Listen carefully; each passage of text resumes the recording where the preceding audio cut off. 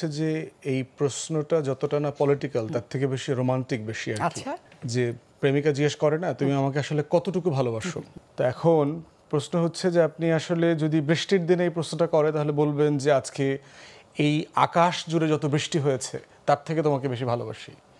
আপনি যদি এইটা তুষারের মধ্যে জিজ্ঞেস করেন তাহলে বলবেন যে আজকে হিমালয়ের চূড়ায় যত বেশি বরফ আছে তার থেকে তোমাকে বেশি ভালোবাসি। অবদানটা তো কোনো সলিড জিনিস না, এটা কাপ না, আপনি ধরতে পারবেন না।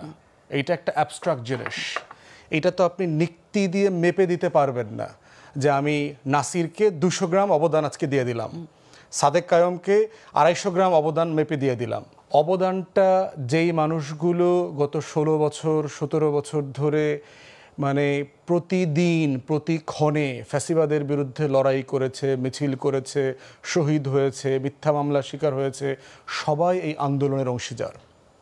মোটা দাগে দুইটা অংশীজন আছে। একটা হচ্ছে আমরা যারা রাজনৈতিক দলের কর্মী, আমরা বিভিন্ন ফর্মে গত 16-17 বছর ধরে বলেছি নির্বাচন দেন, ভোট দেন, গণতন্ত্র আসুক, এটা নিয়ে লড়াই করেছি। এবং রাজনৈতিক দলের তো হাজার হাজার নেতাকর্মীরা এই আন্দোলনে শহীদ হয়েছে।